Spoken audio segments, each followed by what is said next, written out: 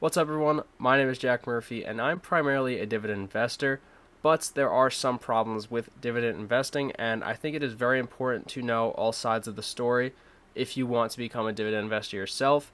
If you are new to dividend investing, it is important to understand all these negatives to dividend investing and understand the solutions to them or what you can do to avoid them, and that'll make you much more successful with your investing experience as a whole.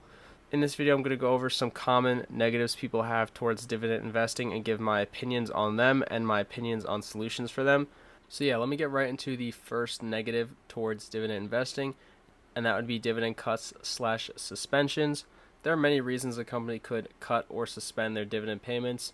Maybe they are not making enough money and can't afford to keep paying those dividend payments.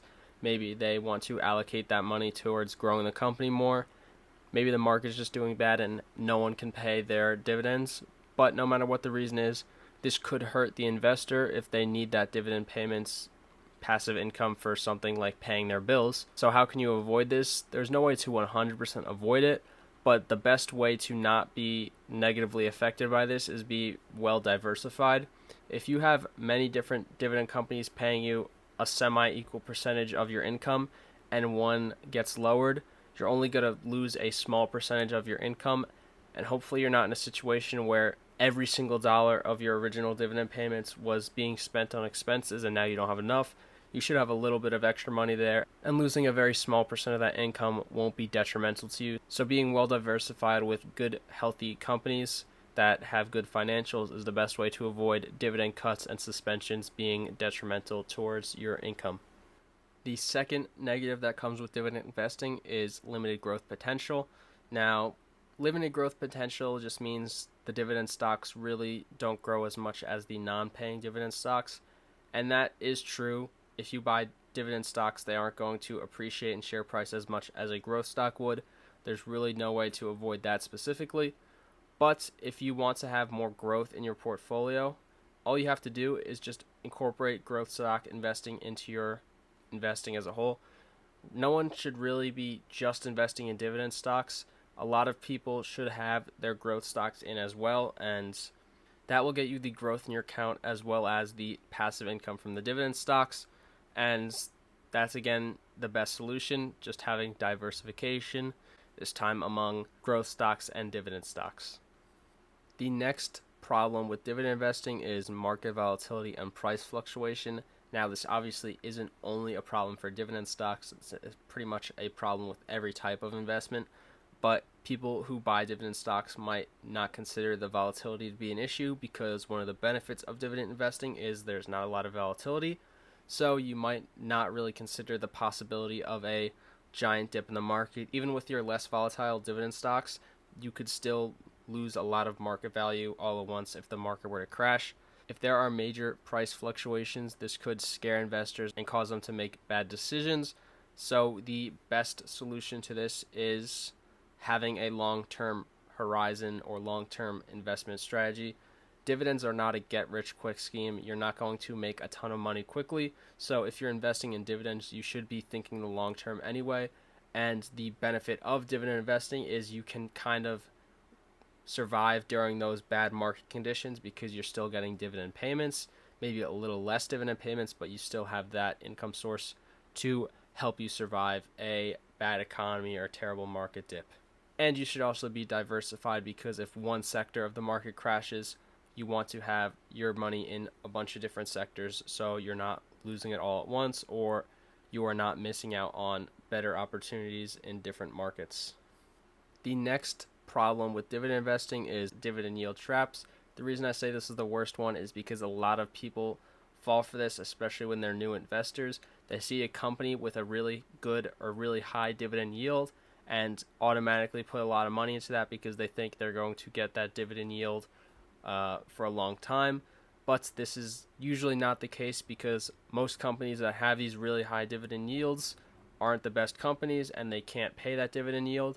So their share price will crash and their dividends will cut, and you will end up just not getting that dividends that you thought were promised, and you will just lose a bunch of money in share price. So this gets people trapped and they lose a lot of money, and this is just not good.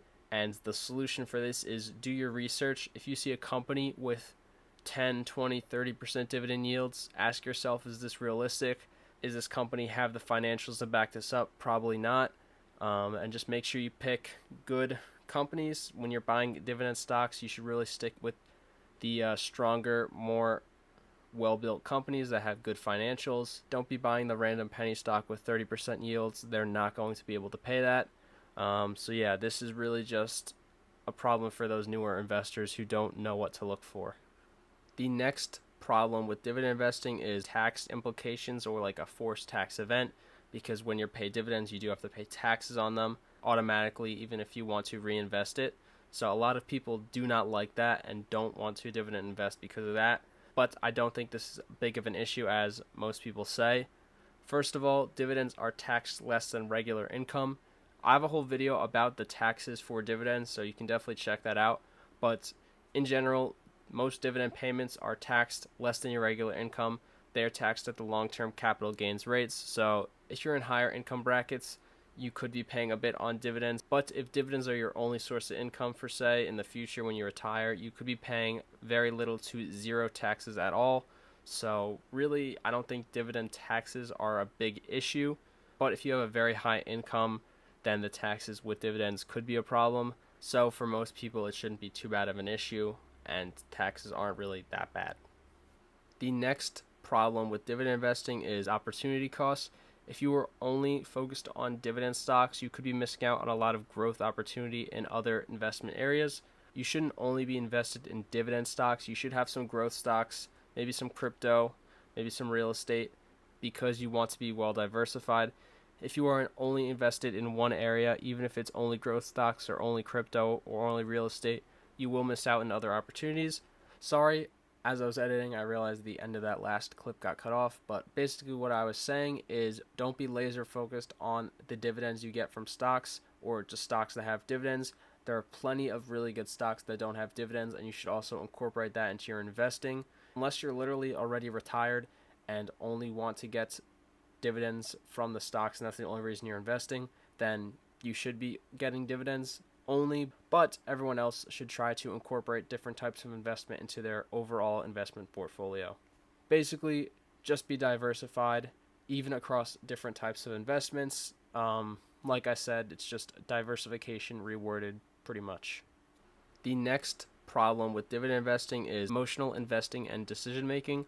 Now, this isn't only a problem with dividend stocks, but I'm going to talk about how it is a problem when investing in dividend stocks. Dividend stocks, giving those dividend payments could help you hold on to a stock while the price is going down, but this could cause you to hold on to a stock longer than you should because you're feeling more secure about holding it long term, and you might just be holding onto that stock to the ground.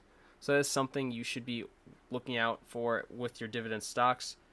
For example, I have a company called 3M, and I haven't decided to sell it yet, but it has been going down for a long time. So I am holding it longer than I would if it didn't give me dividend payments, but I am considering to sell it in the near future.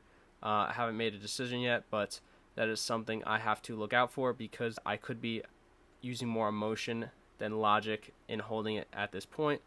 So that's just something I should be aware of, and you should be too if you have any dividend stocks that are going down a lot, but you are still holding because of the dividend payment alone.